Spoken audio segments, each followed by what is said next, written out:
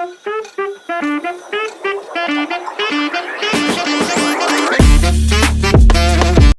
Krishna, welcome to our channel the bay of law. तो आज जो है मैंने बहुत लोग को प्रॉमिस किया था कि मैं इंटरनेशनल लॉ पढ़ाऊँगी। तो आज जो है मैं इंटरनेशनल लॉ शुरू कर रही हूँ। तो हम इसे सीयूटी, पीजी, एलएलएम के एकदम टॉपिक वाइज़ जाएँगे। ज़रूरी नहीं है, अगर आप सेमेस्टर एग्ज़ाम भी दे रहे हो तो भी सफिशिएंट है, क्योंकि जो टॉपिक है वो तो पूरा ही कवर्ड है। तो इसमें हम लोग पढ़ेंगे nature, definition, origin and bases of international law. तो सबसे पहले हम लोग मीनिंग देखते हैं, उसका क्या डेफिनेशन है। तो जो ह्यूगो ग्रोशियस है, उनको क्या कहा जाता है? Father of international law. ध्यान रखना, क्या Hugo Grotius is the father of international law, ये क्वेश्चन आया है। और इन्होंने ये बात लॉ ऑफ नेशंस के बारे में बात अपनी एक बुक में कही थी। इस बुक का नाम था, ये बुक का नाम था डी ज्यूरे बेली एक्पेकिस, जिसे on the law of war and peace कहा जाता है। और ये जो इंटरनेशनल लॉ, जो ये वर्ड है, इसको पहली बार किसने यूज़ किया था? इसको यूज़ किया था जेरेमी बेंथम ने। ये वाला वीडियो 1780 में यूज़ किया था। ये वाला वीडियो आपको इनिशियली थोड़ा सा बोरिंग लग सकता है, बट ये जो चीज़ें फैक्चुअल है, एग्जाम में पूछा जाता है, तो जानना ज़रूरी है। अब जब हम लोग बात कर रहे हैं इंटरनेशनल लॉ की, तो इंटरनेशनल लॉ दो तरीके के होते हैं। एक होता है पब्लिक इंटरनेशनल लॉ, एक होता है प्राइवेट इंटरनेशनल लॉ। तो पहले इनके बीच का डिफरेंस समझते हैं, तो हम आगे जाएंगे इंटरनेशनल लॉ को पढ़ने के लिए। हमारे जो सब्जेक्ट है, हमारा सब्जेक्ट क्या है? Public international law, correct. और लेकिन इंटरनेशनल लॉ तो पब्लिक इंटरनेशनल लॉ भी है, प्राइवेट इंटरनेशनल लॉ भी है। तो इसे समझते हैं। तो जो इंटरनेशनल लॉ है, दो हिस्सों में बटा हुआ है। एक को बोलते हैं कन्फ्लिक्ट ऑफ लॉस, जिसे बोलते हैं प्राइवेट इंटरनेशनल लॉ, और एक दूसरा होता है पब्लिक इंटरनेशनल लॉ। तो जो हमारा पब्लिक इंटरनेशनल लॉ होता है वो यूनिवर्सल होता है। यूनिवर्सल होता है मतलब सबके लिए सेम होगा। और जो हमारा प्राइवेट इंटरनेशनल लॉ है, वो मतलब किसी एक पर्टिकुलर लीगल सिस्टम से डील करता है। मतलब वो बेसिकली अगर उसका जो मेन एसेंस है हम देखेंगे, वो तो म्युनिसिपल लॉ से डील करता है, लेकिन कुछ उसके अंदर फॉरेन एलिमेंट आ जाता है। ऐसे मान लो कि पूरा म्युनिसिपल मैटर है ना, लेकिन क्या है, उसके ऊपर थोड़ा थोड़ा कोटिंग आ चुकी है। किसकी कोटिंग आ चुकी है? थोड़ी सी फॉरेन एलिमेंट की कोटिंग आ चुकी है। जैसे कॉन्ट्रैक्ट के मैटर्स होते हैं, तो ये क्या है? ये हमारा इंटरनेशनल लॉ का मैटर थोड़ी है। मान लो कोई इंडिया में है और किसी यूएस में वो कॉन्ट्रैक्ट कर रहा है, तो ये किससे डील होगा? ये हमारा प्राइवेट इंटरनेशनल लॉ से डील होगा। मैरिज, डिवोर्स, है ना, कि सपोज बाहर हुआ है ना, किसी ने फॉरेनर से शादी करी है, तो ये सब क्या है? ये हमारे सारे क्या है? प्राइवेट इंटरनेशनल लॉ है। और मैंने आपको बताया कि और private international law country to country vary करेगा कि किस कंट्री का कैसा म्युनिसिपल लॉ है। और जो पब्लिक इंटरनेशनल लॉ है, वो हमारे यूनिवर्सल है, हर जगह सेम है। और जो private international law obviously very करता है, हर स्टेट का अलग होता है। तो और प्राइवेट इंटरनेशनल लॉ का जो मेजर पार्ट होता है, किससे डील करता है? इंडिविजुअल से थोड़ा ज़्यादा डील करता है। और जो पब्लिक इंटरनेशनल लॉ होता है, वो ज़्यादा स्टेट से डील करता है। अब कुछ लोगों का ये कहना है, अब इंटरनेशनल लॉ हम लोगों ने, आप लोगों ने अगर जूरिस्प्रूडेंस पढ़ा होगा, तो उसमें आपने लॉ की डेफिनेशन पढ़ी होगी, है ना? नहीं भी पढ़ी है तो आप बस एक बात जानो कि लॉ की डेफिनेशन है। तो कुछ लोग जो है वो कहते हैं, जैसे आज भी डिस्कशन होता होगा, डिबेट होता होगा, तो कई लोग कहते हैं कि इंटरनेशनल लॉ क्या है? इंटरनेशनल लॉ कुछ नहीं है, ये फ्रॉड है, इंटरनेशनल लॉ से कुछ नहीं होता है। ऐसे ऐसे करके मिक्स्ड ओपिनियंस होते हैं। तो कुछ लोग का कहना है कि इंटरनेशनल लॉ जो है वो लॉ है, अच्छा लॉ है। कुछ लोग कहते हैं कि वो लॉ नहीं है, और कुछ लोग क्या कहते हैं कि वो वीक लॉ है। अब यहाँ लोग मतलब जूरिस्ट लोग, है ना? तो यहाँ वीक लॉ है। तो यहाँ पे हम लोग इंटरनेशनल लॉ लॉ नहीं है, ये बात कौन कौन कहता है, अब ये देखते हैं हम लोग। तो इससे आपको डेफिनेशन भी पता चल जाएगी, और आपको पता चल जाएगा कि इंटरनेशनल लॉ का क्या नेचर है। तो ऑस्टिन जो थे, अगर आपने जूरिस्प्रूडेंस पढ़ा होगा, तो ऑस्टिन ने लॉ की डेफिनेशन में क्या बोला था कि वो सॉवरिन का कमांड होता है। कमांड किसका होता है? सॉवरिन का। और अगर कोई कमांड को फॉलो नहीं करता, तो उसके पीछे क्या होता है? सैंक्शन होता है, करेक्ट। तो अगर हम लोग इस लॉ की डेफिनेशन के हिसाब से इंटरनेशनल लॉ को देखें, तो इंटरनेशनल लॉ में क्या कोई एक सॉवरिन होता है? नहीं, है ना? और अगर मान लो कोई फॉलो नहीं करता, तो क्या स्ट्रॉन्ग सैंक्शंस है? जैसे इनिशियली इतने स्ट्रॉन्ग सैंक्शंस नहीं थे, अभी तो मतलब फिर भी थोड़े बहुत सैंक्शंस है, लेकिन ऐसा कोई सैंक्शन नहीं है। तो इस वजह से जो ऑस्टिन है, वो इंटरनेशनल लॉ को लॉ नहीं मानते। क्या कहते हैं वो? पॉजिटिव मोरालिटी है। तो क्योंकि इंटरनेशनल लॉ को एनफोर्स नहीं कराया जा सकता है। देखो, ये सब टाइम जो है, ये पहले के टाइम की बात है। अभी जो है काफ़ी चेंज हो चुका है इंटरनेशनल लॉ में, है ना? अभी क्या है, मतलब सिचुएशन जो इम्प्रूव हो रही है, अभी एनफोर्समेंट भी पहले से इम्प्रूव हो चुका है। तो आप इसे इस तरीके से देखिएगा। दूसरा हॉलैंड। हॉलैंड क्या कहते हैं कि इंटरनेशनल लॉ जो है ये, अच्छा आप ध्यान रखना, ऑस्टिन ने क्या बोला? पॉजिटिव मोरालिटी, की वर्ड है, ऐसे आपको याद रहेगा। हॉलैंड ने क्या बोला कि जो इंटरनेशनल लॉ है वो क्या है, वैनिशिंग पॉइंट ऑफ जूरिस्प्रूडेंस है, मतलब वो लॉ नहीं है, सिर्फ और सिर्फ हम कर्टसी के लिए लॉ मान लेते हैं। तो हॉलैंड ने क्या बोला, वैनिशिंग पॉइंट ऑफ जूरिस्प्रूडेंस। ये जब मैंने सीयूटी पीजी एलएलएम का एग्जाम दिया था ना, तब ये क्वेश्चन आया था, और ये क्वेश्चन नेट में भी आया हुआ है।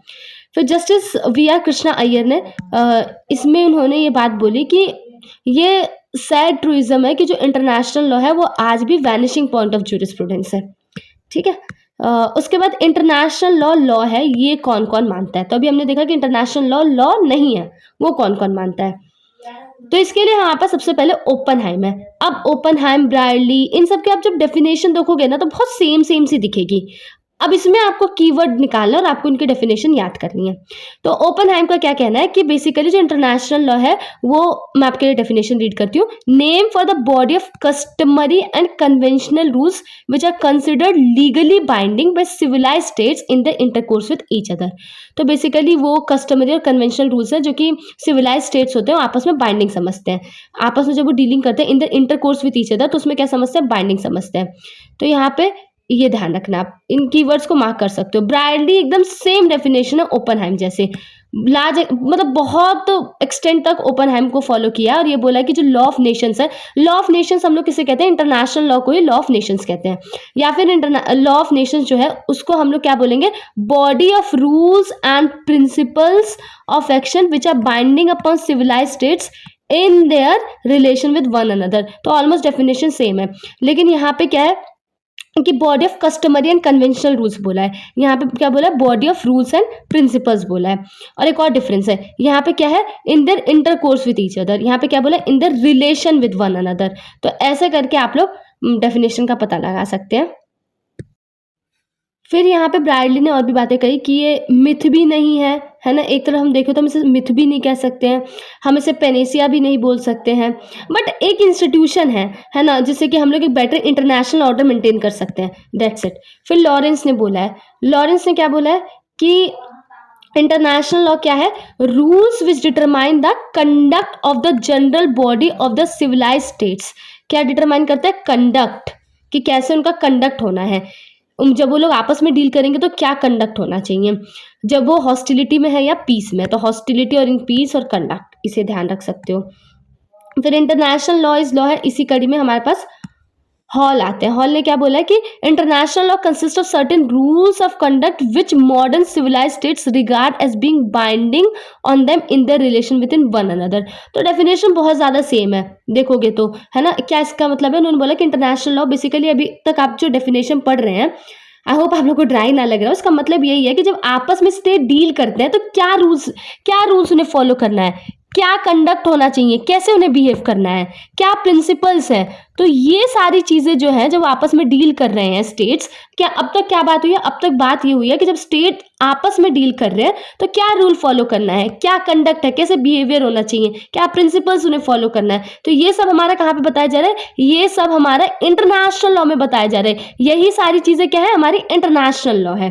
फिर पिट कॉबेट ने क्या बोला है, पिट कॉबेट ने बोला है कि इंटरनेशनल लॉ क्या है, सम of the rules accepted by civilized state as determine their conduct towards each other and towards each other subjects।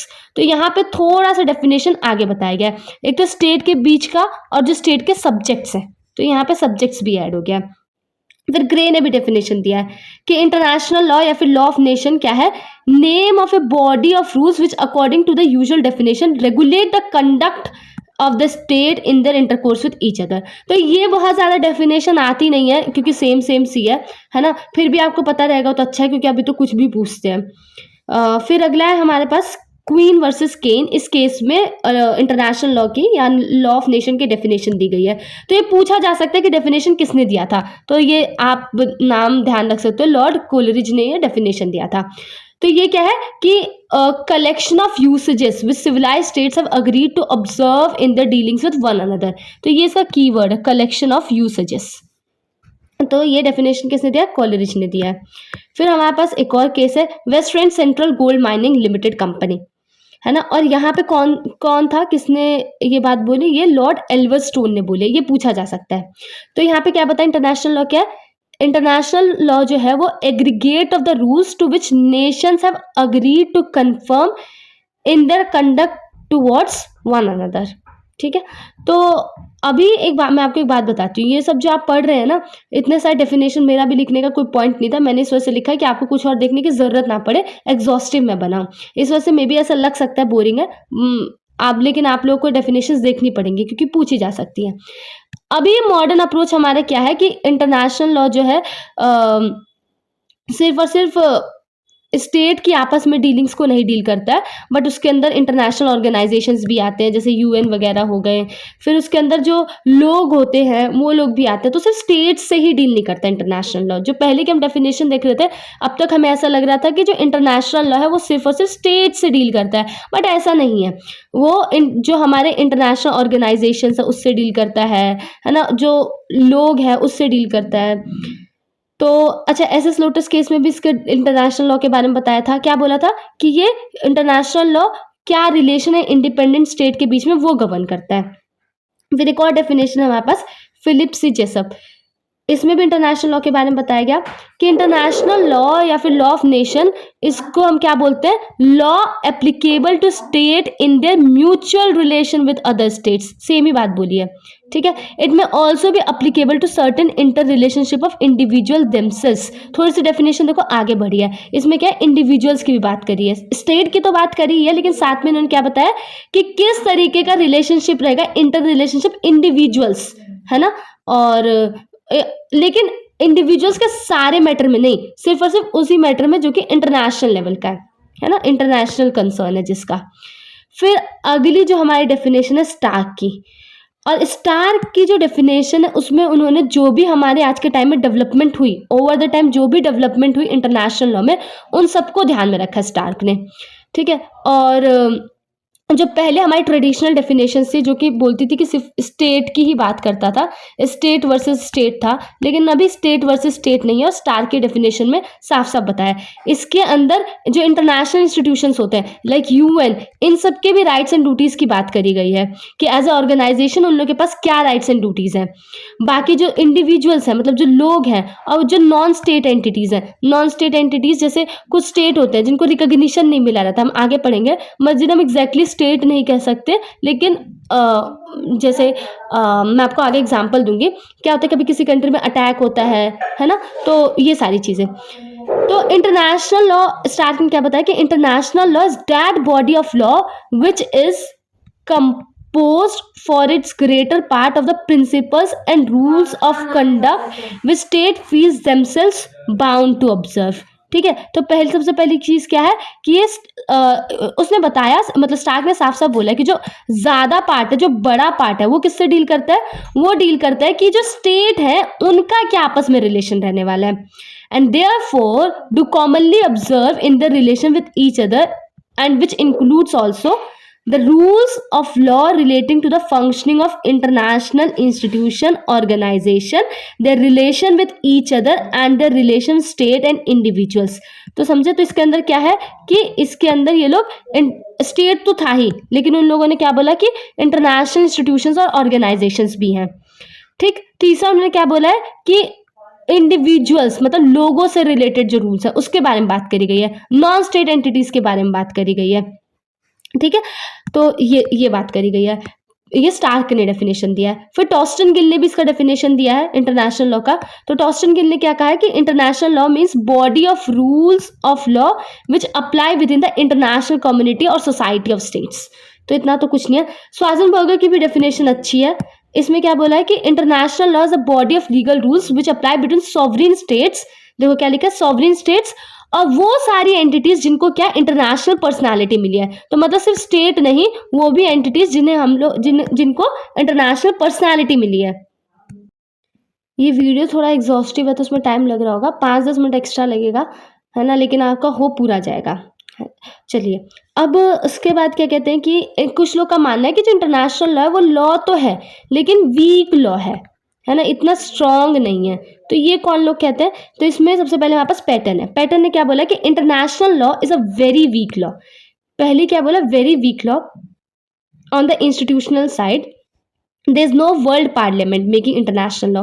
क्यों वीक लॉ है? क्योंकि कोई वर्ल्ड पार्लियामेंट नहीं है। मतलब समझ, जैसे हर एक कंट्री का पार्लियामेंट है, हमारे पास लोकसभा, राज्यसभा है, स्टेट लेजिस्लेचर्स है, ये सारी चीजें हैं। तो यहाँ तो कोई वर्ल्ड पार्लियामेंट है ही नहीं, और कोई वर्ल्ड एग्जीक्यूटिव ब्रांच भी नहीं है, कोई वर्ल्ड गवर्नमेंट भी नहीं है जिसकी खुद की पुलिस है, सुपर मिलिट्री फोर्स है, ये सारी चीजें तो है ही नहीं। मतलब सॉवरेनिटी नहीं है, सॉवरेन मतलब इंटरनेशनल लॉ की सॉवरेनिटी नहीं है, स्टेट की सॉवरेनिटी आज भी है ना। जो भी स्टेट उसमें पार्टिसिपेट करता है वो क्या मानता है, वो सॉवरीन है ना। वो किसी मतलब किसी के अंडर थोड़ी आएंगे वो लोग, साफ सीधा बोला जाए तो। लोगों में नेशनलिज्म है ना, वो सब एक थोड़ी मानते हैं, वो तो मानते हैं ना ये मैं मेरा, अभी भी ये सिस्टम चलता है। कंट्रीज में छोड़ो, हमें आपस में ही लगता है मैं मेरा। तो अगला हम लोग बात करते हैं बेसिस ऑफ इंटरनेशनल लॉ। तो इसमें सबसे पहले हमारे पास जो थ्योरी है वो है नेचुरलिस्ट थ्योरी। तो इसमें ग्रोशियस, पुफनडर्फ और वेटल है। इन लोगों का क्या मानना है कि ये जो है नेचुरल लॉ, जैसे आपने पढ़ा होगा जूरिस्प्रूडेंस में नेचुरल लॉ के बारे में, नेचुरल स्कूल के बारे में पढ़ा होगा। तो उन लोगों का क्या मानना है, उन लोगों का ये मानना है कि ये जो लॉ वगैरह ना हम लोग बनाते नहीं हैं, है ना। तो ये something it is very natural. ये माना जाता है कि जो हमारा आइडियल लॉ है या जो इंटरनेशनल लॉ है वो ऐसे मिला है कि जो एक ह्यूमन होता है वो एक रीजनेबल बीइंग होता है, और उसके पास कुछ वर्च्यू होता है। तो उन सब चीज़ों के थ्रू जो है हमारा लॉ आता है। तो मतलब नेचुरल लॉ की बात करी गई है साफ सीधा। तो बस इतना ध्यान रखना, नेचुरलिस्ट थ्योरी। अगला फंडामेंटल राइट थ्योरी। ये मानते हैं कि इंटरनेशनल लॉ क्यों है एग्जिस्टेंस में। ये भी नेचुरलिस्टिक व्यू पॉइंट पे ही है। इनका ये मानना है ना कि हर मतलब कोई भी ह्यूमन है ना, हम लोग के पास क्या है कि कुछ फंडामेंटल राइट है। वो फंडामेंटल राइट क्या है, मतलब कुछ बहुत एसेंशियल फंडामेंटल राइट है, जैसे इंडिपेंडेंस, इक्वालिटी, है ना, right to self preservation, respect, intercourse.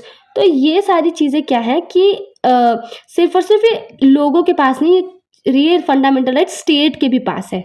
तो इस है ना, तो स्टेट के पास भी ऐसे फंडामेंटल राइट्स हैं, इस वजह से हमारा इंटरनेशनल लॉ है। ठीक, उसके बाद फिर हमारे पास आता है पॉजिटिविस्ट थ्योरी। तो पॉजिटिविस्ट के हिसाब से जो स्टेट की सॉवरेनिटी होती है वो सबसे ऊपर होती है, पैरामाउंट होती है, उस पर कोई लिमिटेशन नहीं होता। तो जो एकदम एक्सट्रीम पॉजिटिविस्ट हैं तो उन्होंने तो मना ही कर दिया कि क्या कहते हैं कि नेचुरल लॉ जैसी कोई चीज़ नहीं है, और ये बोला कि जो इंटरनेशनल लॉ है हमारा वो ह्यूमन नेचर, रीजन, जस्टिस, मतलब नेचुरल। हम अभी हम लोगों ने क्या पढ़ा, अभी हम लोगों ने पढ़ा ना कि नेचुरलिस्ट थ्योरी। तो इनका ये मानना है पॉजिटिविस्ट थ्योरी का कि नेचुरलिस्ट थ्योरी से तो कतई नहीं आया इंटरनेशनल लॉ। तो उनका ये मानना है कि जो इंटरनेशनल लॉ है वो और जो म्युनिसिपल लॉ है वो इक्वली बाइंडिंग है, और वो स्टेट के विल से वो बना है ना। जैसे वो आप लोगों ने पढ़ा होगा पॉजिटिविस्ट स्कूल जूरिस्प्रूडेंस में, तो वहाँ पे बताया था कि जो लॉ होता है वो कैसे बनता है, स्टेट का विल होता है, विल ऑफ द स्टेट, है ना। तो उनका ये मानना है पॉजिटिविस्ट थ्योरी का कि ये जो स्टेट है वो लोग सॉवरीन है, तो उन लोगों का विल था इंटरनेशनल लॉ बनाना, तभी इंटरनेशनल लॉ एग्जिस्टेंस में है। तो पॉजिटिविस्ट जो है उन लोगों ने अपने आप को और मैनिफेस्ट किया, तो वो उसके लिए हमारे पास 3 और थ्योरी पढ़नी पड़ेगी। पहली थ्योरी है कंसेंट थ्योरी, फिर है ऑटो लिमिटेशन थ्योरी, और तीसरा पैक्टा sunt servanda। तो ये पूछा जाता है consent theory, auto limitation theory, है ना, ये इंपॉर्टेंट है। तो कंसेंट थ्योरी में कौन कौन है हमारे पास, बैंकरशॉक, ट्राइपल, एंजिलोटी एंड ओपनहाइम। इनका आप लोग नाम बना सकते हो, ठीक है, जैसे कोई कीवर्ड बना सकते हो। तो इनका ये मानना है ना कि इंटरनेशनल एग्जिस्टेंस में कैसे आया, वो तभी एग्जिस्टेंस में आया जो स्टेट थी उन्होंने कंसेंट दिया। क्यों? क्योंकि जो स्टेट है वो सॉवरीन है, उनसे ऊपर कुछ नहीं है। लेकिन उन्होंने क्या किया, उन्होंने कंसेंट दिया कि हाँ आप जो इंटरनेशनल लॉ बना सकते हैं, तभी हमारा इंटरनेशनल लॉ एग्जिस्टेंस में आया। कंसेंट थ्योरीज मतलब कंसेंट जो होता है वो हमारा क्या कहते हैं कि एक्सप्रेस भी हो सकता है, मतलब जैसे ट्रीटीज वगैरह है, या फिर इम्प्लाइड हो सकता है, कस्टम्स वगैरह में, इन सब में हो सकता है। तो कंसेंट दोनों हो सकता है, एक्सप्रेस भी हो सकता है और इम्प्लाइड भी हो सकता है। तीसरा ऑटो लिमिटेशन थ्योरी, इसमें कौन है, इसमें ट्राइपल है। देखो auto limitation theory, pacta sunt servanda, triple, Anzilotti consent theory में है ही, ठीक है। तो इन ऑटो लिमिटेशन थ्योरी का क्या मानना है, ये मानना है कि जो स्टेट होती है वो क्या होती है, सॉवरीन होती है। तो वो क्या करते हैं, स्टेट हमारी क्या है, सॉवरीन, वो अपनी सॉवरीनिटी पे विलिंगली क्या करते हैं, लिमिटेशन लगा लेती है। अब वो लिमिटेशन लगाती है, उसी की वजह से हमारा इंटरनेशनल लॉ एग्जिस्टेंस में आता है। क्योंकि इनका ये मानना है पॉजिटिविस्ट स्कूल का, ये पॉजिटिविस्ट स्कूल वाले ही तो है, उन लोगों का ये मानना है कि जो स्टेट होता है उसकी सॉवरेनिटी सबसे ऊपर होती है। तो इंटरनेशनल लॉ कैसे बनेगा? अगर स्टेट की ही सॉवरेनिटी है तो इंटरनेशनल लॉ इस वजह से आता है, वो लोग विलिंगली अपने पावर पे क्या करते हैं, लिमिटेशन लगा लेते हैं। अगला है हमारा पैक्टा सन्ट सर्वेंटा, ये एंजिलोटी ने दिया है। तो ये बात करता है उन एग्रीमेंट्स की जो वो एग्रीमेंट्स जो कि स्टेट ने एंटर किए हैं, मतलब एग्रीमेंट्स जो स्टेट ने साइन किए हैं, वो लोग फॉलो करेंगे और उसे रिस्पेक्ट करेंगे इन गुड फेथ। ठीक है? तो इसको क्या कहते हैं, ये कस्टमरी प्रिंसिपल था, कस्टम्स के थ्रू होता था कि जो हमने साइन किया है, आपस में जो बातचीत करी है उसे हम मानेंगे। तो ये पहले कस्टमरी प्रिंसिपल था, लेकिन अभी जो है इसको हमने कोडिफाई कर दिया। और कहाँ पे इसका मेंशन है, ये भी ध्यान रखना है, पूछा जा सकता है। कहाँ पे मेंशन है? Article 26 of Vienna convention on the law of treaties 1969। तो Vienna convention on the law of treaties है, आप उसे पढ़ोगे तो आपको काफ़ी चीज़ें पता चलेंगी। फिर अब हम आगे बढ़ते हैं और कुछ चीज़ों के बारे में बात करते हैं। फिर अगला है हमारा jus cogens, basis of international law में यूज कोगन्स। ये क्या कहते हैं कि कुछ प्री एंट्री नॉर्म्स होते हैं, मतलब वो आपको उसे मानना ही पड़ेगा, उसे नेगोशिएट नहीं कर सकते हो। लिखा है ना, peremptory norms of general international law from which no derogation is permissible. इसका मेंशन आर्टिकल 53 में दे रखा है, Vienna convention on the law of treaties पे। ये कहता है कि अगर आपने कोई ट्रीटी बनाई और उस ट्रीटी बनाने के टाइम में वो किसी प्री एंट्री नॉर्म के अगेंस्ट था, तो क्या होगा, वो ट्रीटी वॉइड होगी। फिर अगला ओपिनियो ज्यूरिस एट नेसेसिटेट्स।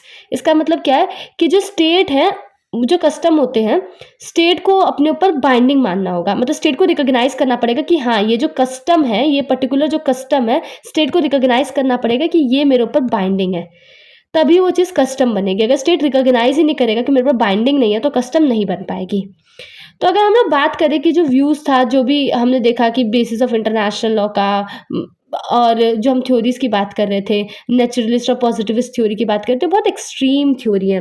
तो कोई भी ऐसी इस थ्योरी नहीं है जो कि ट्रू बेसिस समझा पाए इंटरनेशनल लॉ का। ये बहुत सारे फैक्टर्स पे डिपेंडेंट है। अगर हम लोग बात करें तो नंबर ऑफ फैक्टर्स हैं जिस पर डिपेंड करता है कि क्या है एक्चुअली में, कि इंटरनेशनल लॉ कैसे आया, क्या उसका बेसिस है, और लोग क्यों ओबे करते हैं उस इंटरनेशनल लॉ को। So I hope it is clear, है ना। तो इस वीडियो में हम लोगों ने क्या क्या कवर कर लिया? Nature, definition, origin and bases of international law. अब अगली वीडियो में आपको मैं सब्जेक्ट बताऊंगी इंटरनेशनल लॉ का, फिर रिलेशन बताऊंगी इंटरनेशनल लॉ, म्यूनिसिपल लॉ का। तो आई टाई टू कवर पूरा जब तक पेपर नहीं आता, ठीक है। So thank you for watching this video. Hare Krishna. कोई फीडबैक है प्लीज़ बताओ, कोई और हेल्प चाहिए, या आपको एग्जाम के टाइम में कोई भी प्रॉब्लम हो रहा है। मेरे से काफ़ी स्टूडेंट कनेक्टेड हैं, आप लोग चाहे तो कनेक्ट कर सकते हैं। आप मुझे इंस्टा पे डीएम कर सकते हैं, and I share my contact with you, तो आप लोग मुझसे कॉन्टैक्ट कर सकते हैं। हरे कृष्णा। वीडियो तो एंड हो चुकी है, पर आप हमसे कनेक्ट कर सकते हैं हमारे इंस्टा आईडी पे, लिंक डिस्क्रिप्शन में दिया गया है। और ऐसी और वीडियोस देखने के लिए हमें सब्सक्राइब करें। हरे कृष्णा।